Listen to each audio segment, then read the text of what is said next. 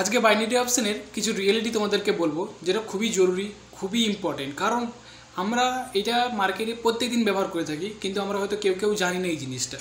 তো প্রথমে বলে রাখি, বাইনারি অপশন হলো শর্ট টাইম ট্রেডিং। এই জায়গাতে যদি আমরা 1 মিনিটে ট্রেড প্লেস করি, আমরা বেশিরভাগ সময় 1 মিনিটেই ট্রেড করি, তাই না? তো 1 মিনিটে যদি আমরা ট্রেড প্লেস করি, তাহলে কিন্তু মনে রাখবে যে আমাদের লস হওয়ার পসিবিলিটি কিন্তু একটু বেশি থাকে। ঠিক আছে, কেন বেশি সেটাও বলবো। আর যদি 5 থেকে 10 সেকেন্ডে যদি কেউ ট্রেড করো, তাহলে তো আর বলবো যে তোমরা কি ট্রেড করছো সেই তোমরাই জানো। ঠিক আছে, যদি কেউ 5 সেকেন্ড আর 10 সেকেন্ডে কেউ ট্রেড করে থাকো, তাহলে কিন্তু আমি এখন থেকেই বলে দিচ্ছি তোমরা জুয়া খেলছো। ঠিক আছে, কারণ 5 সেকেন্ড 10 সেকেন্ডে কোনো রকম প্রাইস অ্যাকশন কিন্তু আমরা ধরতে পারি না। যদি তুমি 5 সেকেন্ড 10 সেকেন্ডের দ্বারা এখনও পর্যন্ত ট্রেড করছো, তার মানে কিন্তু তুমি জুয়া খেলছো। তো তুমি বেশি দিন এই জায়গাতে টিকতে পারবে না। তুমি কিন্তু তোমার যা কিছু ক্যাপিটাল আছে সব তুমি লুজ করতে পারো।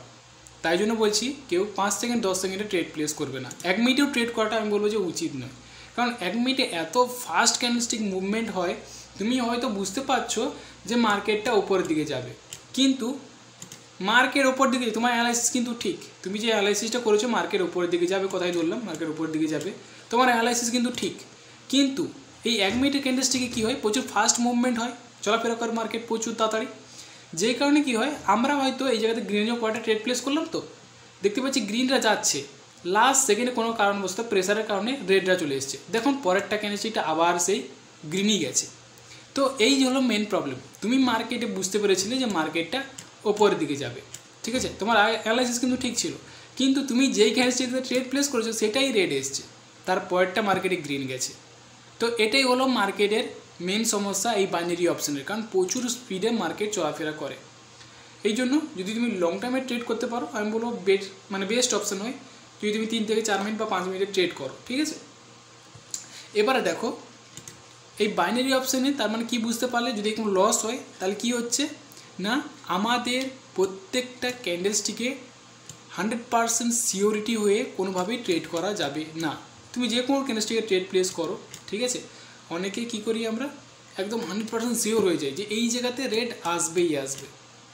ঠিক আছে, কিন্তু এটা করা একদমই ঠিক নয়। তুমি হয়তো জানো যে মার্কেট রেডরা আসবে, তুমি হয়তো আইডিয়া করেছো যে মার্কেট রেডরা আসবে, তো এই জায়গাতে কি হয়, হয়তো এইটা গ্রিন ফার্স্টে যাবে, তারপরেরটা হয়তো রেডরা নিচের দিকে নামবে।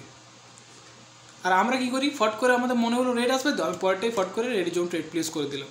সো এই হলো আমাদের মেন প্রবলেম। তাই জন্য আমরা যে বাইনারি অপশন ট্রেড প্লেস করি, আমাদের প্রচুর লস হয়। লস যখন হয় আমরা জানি, এমনিতে একটা লস যখন হয়েছে আমরা অলরেডি জানি যে মার্কেট নিচের দিকেই আসবে, যেই কারণে আমরা পরেরটা কী করি, ডবল ট্রেড প্লেস করে দিই, ডাউন অপশনের জন্য রিকভারি হয়ে যায়। ঠিক আছে, কারণ আমরা অলরেডি মার্কেট কি জানি যে মার্কেট ডাইরেকশান কোথায় হবে, নিচের দিকেই হবে। সেই জন্য আমরা একটা ট্রেড যখনও লস হয়ে যায়, আমরা পরেরটা কী করি, ডবল ট্রেড প্লেস করি ডাউন অপশনের জন্য, যেন রিকভারি হয়েছে। তো আমরা কেউ কোনোদিনও 100% সিওরিটি হয়ে একটা ক্যান্ডেলস্টিকের উপরে কেউ ট্রেড প্লেস করি না। তো সবাইকে এটাই বলতে চাইছি, এই জায়গাতে রিয়েলিটি এটাই যে এখানে 100% হয়ে কোনো ক্যান্ডেলস্টিককে বলা যায় না যে এখানে এটা হবেই, এখানে রেড হবে বা এখানে গ্রিন হবে, এটা হবে কোনোভাবেই বলা যায় না। কী জিনিসটা বললাম বুঝতে পারলে? এই জায়গাতে শুধুমাত্র মার্কেটের ডাইরেকশানকে বোঝা যায়।